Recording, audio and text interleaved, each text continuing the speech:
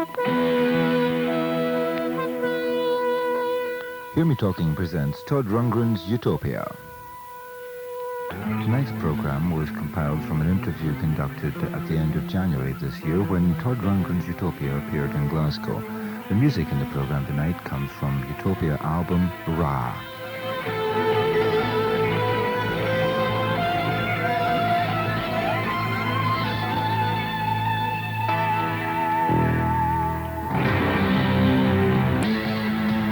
I think it does mark a new direction for the band, a new level of commitment on the part of the band members. We sort of have a new vocal style, and everybody's trying out their vocal expertise and also their writing expertise. We have, with the four of us, we have various combinations of writers, and we're just beginning to explore this. I asked the band if there had been any particular collaboration with Bernard Herrmann over this piece, or whether they just selected it as it was appropriate to the type of music that they were putting down on the album. That piece was part of the soundtrack music to Journey to the Center of the Earth, starring Pat Boone and others. I think Bernard Herrmann is probably well known to a lot of people who have seen a lot of science fiction films. He worked on a number of them. Hitchcock films. Yeah. And I think before that he was an orchestra leader here in the United Kingdom. There is a confusion here because there are two Bernard Herrmanns. Oh, well, it's clearing it up for me then. One who is an orchestra leader of the British Broadcasting Corporation. Who is still alive. Still alive. Yes. Right, because the composer, Bernard Herrmann, died, I think, only last year. Did that seem to fit to you as an overture, you call it overture, to the Communion with the Sun? Yeah, it fits in a way. It's, that was the function that it had in the movie as well. It was, if I recall the scene correctly, they're standing at the top of this semi-extinct volcano just at sunrise waiting for this beam to pierce the hole of the eye of the needle and point out the secret entrance to the thing. So it's all, the whole song is like sunrise thing, it's just like this big, when it hits those crashing chords, that's when the beam of light goes coursing across the... The creation of various sounds, I think, comes into your writing things, Roger. For instance, the sound of waves going across the floor of the valley, there's that sort of effect. Noises in there, wave noises. Waves. Well, that's actually just a studio effect that was produced from the sound of the vocals. I think there's probably some backwards echo. I think it's backwards reverb chamber in that section. Just sort of like this. That gives it a real sort of like thing slamming up against your head, sort of like. And in fact, again, this very fast descending chords and running through the chords, the responsibility there. The arpeggio. You're talking about the lead? The arpeggios and the intros. Yeah, well, we wanted to imbue it with this sort of semi-classical feeling at that point because it came out of the orchestral beginning. And, it's what a lot of pianists just practice, day after day. It's classified. Yeah, classified information. Just classical arpeggios, but I've always had sort of fickle fingers, and, they tend to move around pretty fast. So Todd was messing about with the mix, you did a quick practice, and there he hasn't just faded up. Yeah, right. It's like, I won't say. We had to force him to do it, actually. I just wanted to hold one note the whole time, I like to hold one note, but they made me play all these notes, so. Make your web series. Right, the final bit on that number is, I think, the explanation of the album title, Ra. Yeah. Which comes into Meaning of the Sun. Ra is the ancient Egyptian sun god, so it sort of like goes with our New Dawn concept. New Dawn, health foods. Renaissance, rebirth, regeneration. All them rereads. It's a certain kind of music that I like. I started out with just the piano part, and we laid down the piano part, and then didn't know what to do with it after a while. It didn't sound like much when we started. It just sounded like a bunch of piano changes. But that's what they all sound like when you start out. So after a while, me and Kasim were fooling around with it, trying to figure out some lyrics, and it just evolved out of that. I had the idea about sort of just in a vague way, implying the range of possibilities that the band might cover, in terms of music. Was it tune there then before the idea of the song? Before? No, it's just some piano changes, and it's the only tune on the album which is more or less exclusively a studio kind of tune. It developed almost completely in the studio, and I think it's about the only one that we don't actually play live, but we've produced some a visual accompaniment to it, which will be a part of our show when we start touring in March. And all of the words and all of the imagery that's contained in the song has been produced visually. There's a bit of kind of side-to-side music in it, though. Does it feel like in the bass line of it? Of what kind of music? Yeah, side-to-side. It just makes side-to-side music. It's music that makes you want to go from side to side. Oh, it's the old 2 and 4. Yeah, it's the old 2/4, simple, straight-ahead, non-funky sort of beat. Makes you. Music. It's actually, it's 1 and 3. Yeah, funk music makes you want to jiggle.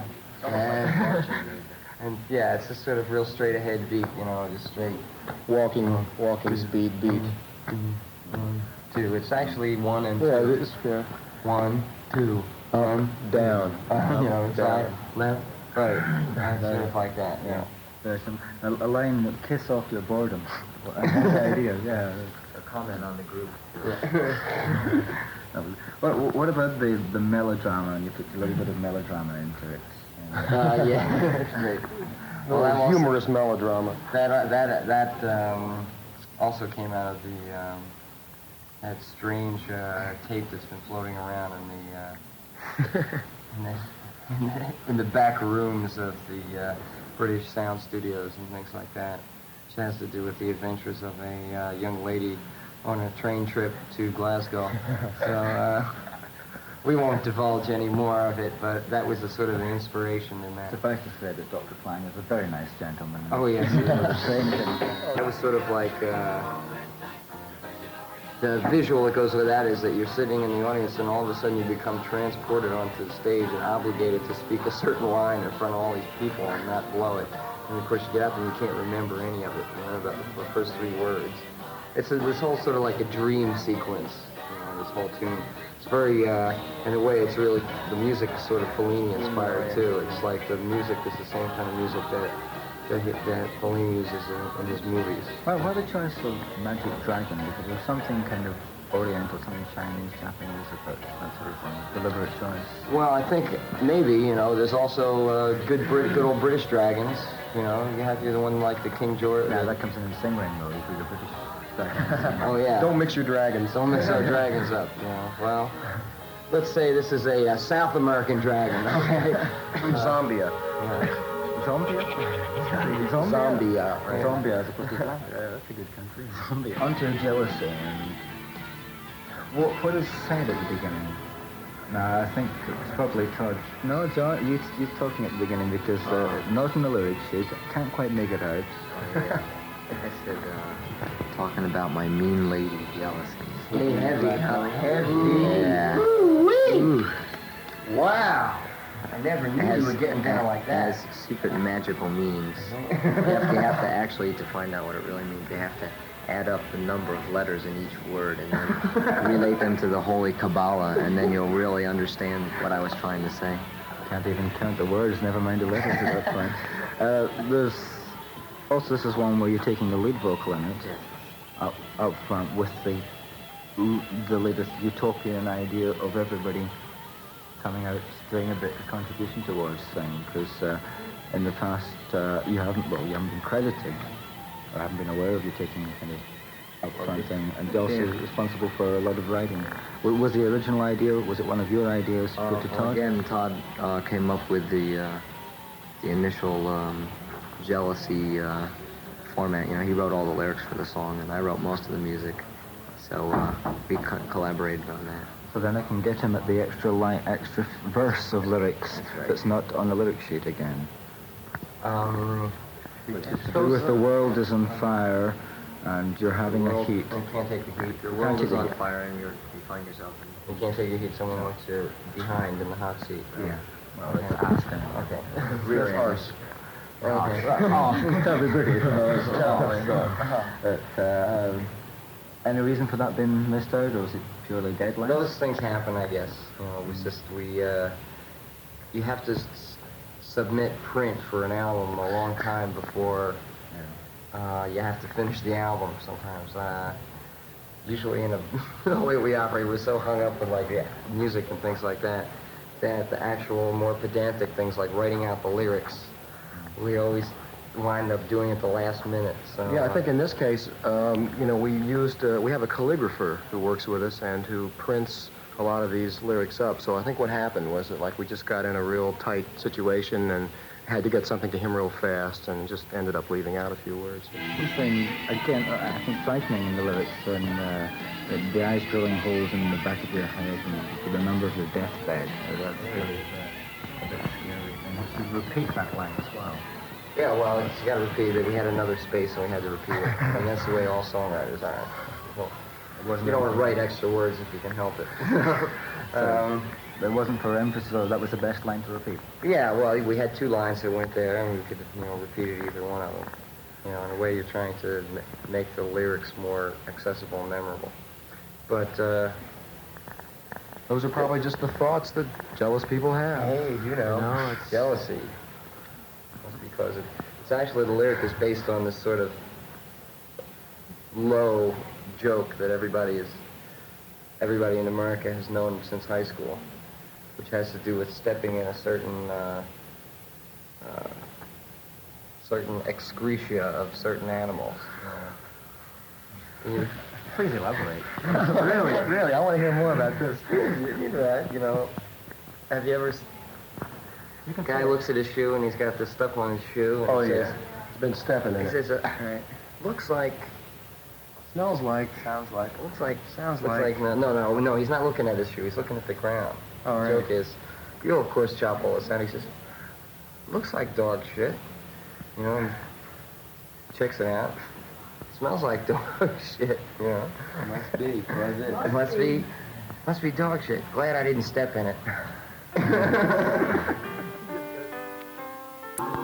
We figured we're going to make an album and we need a ballad, and I had some music that seemed to be very ballad-like, and we sort of, when we're on the road, we would, you know, run over a few chords here and there and see how they fit, and we eventually got a track for it.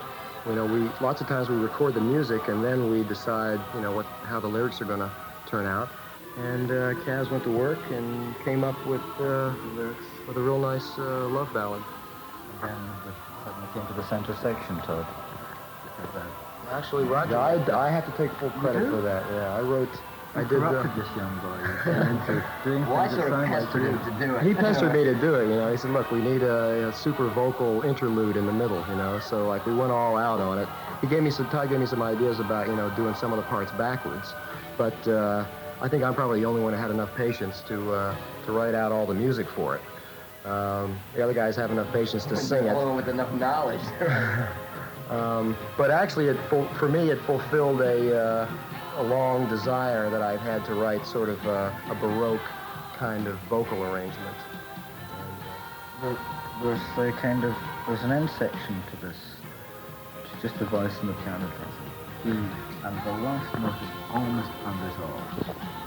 Yeah, the chord, it's an odd chord. It's not your standard rock and roll chord that you have. It's meant to be just like leaving you sort of hanging.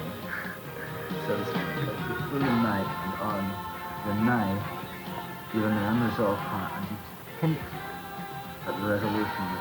Yeah, well, the hint comes from the guitar. There's like a guitar where it just turns the volume knob up after having struck a couple of notes, and it gives us this kind of ethereal, floating kind of ending.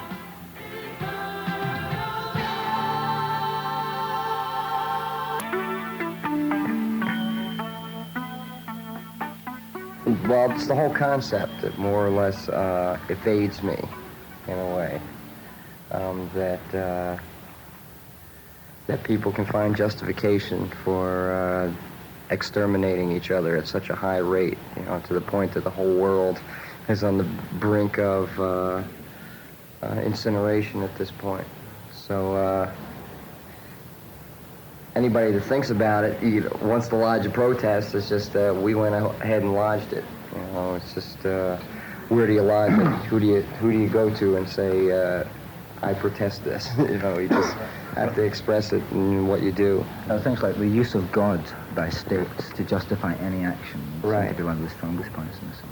And yeah, in that sense, you know, it's where the hypocrisy evolves in that, of whether you believe in your Christian thou shalt not kill ethic, you know, or whether where do you draw the line? At the same time, you're saying, you know, well, God, you know, is on our side, and at the same time, you're just killing on such a massive scale that it's unprecedented in a way, and it's very hard to resolve the whole thing. There's a very nice Eastern note sequence that's used to, the Japanese opening to establish the mood. Is that just straightforward? In fact, it is very straightforward, isn't it? The reason for it being there. Is that the vision of the Japanese people? Yeah, we were just trying to heighten the vision of the scene in a way. It's has not so much to do with the Japanese people, you know, as to do with with any people who don't seem aware of this possibility, you know, and then all of a sudden the reality of it you don't try happening. To justify either the existence of the wrongs of the Japanese people, or the rights, or the wrongs. All you're saying is it is wrong to do this sort of thing. It has nothing to do with the politics involved. You know, the whole concept is abhorrent in a way. You know, just the impersonal nature. I think if people are going to kill each other, then they should do it in hand-to-hand combat. You know, like in the old days, and really find out what it's like, and not play this game. It's like the whole. It's like the Vietnamese War. The politicians go and fight the war. Right, they can go do it if they want. You know, it's just the whole nature of war has gotten into this sort of surreal, mechanized. You never come in contact with the people that you're killing. You know, and it's sort of in that way makes it easier for people to kill each other. There's also a line in it about Mama-san is praying. I'm not aware of Mama-san, who is 40. Just, you know, that's what they call mama in Japan. You know, it's just sort of just painting the scene a little bit. On this number, you split the vocals between yourself and Kasim. You taking the first one on lead, the second one coming from Kasim. Any reason? Was there any more expression coming in or anything like that? We're sort of depicting two different sides. In a way, you know, like the first side that I do is sort of the Japanese side, and Kasim sort of depicts the American side, which is more wrong. Well, it's, you know, it's not even a question of being wrong. You know, they were both mistaken. You know, on one hand it was the Japanese and the sort of deluded way they went about, you know, thinking that they were right in that nothing would ever happen to destroy their integrity or their people. And fighting a war out of honor, you know, a ridiculous reason. I can think of any, you know, it's as ridiculous as any, you know. Wars fought for ridiculous reasons. Yeah, you know, as ridiculous a reason as any, you know, is to fight a war for honor. So, there's also a line referencing, good word, to Harry. Is there any Harry? Harry Truman. Harry Truman was the president at the time of actually ordered the authorizee of the bombing. Therefore, that's almost a question mark over it. Well, you know, in my mind, there's always been a question mark. People always continue to go around trying to justify it in some way, you know.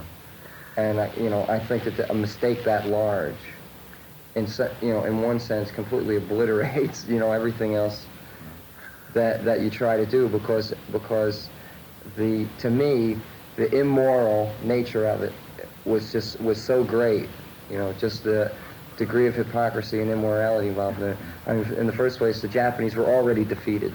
You know, they had already been practically bombed and burned Japan to the ground, and there was no way they could continue to fight.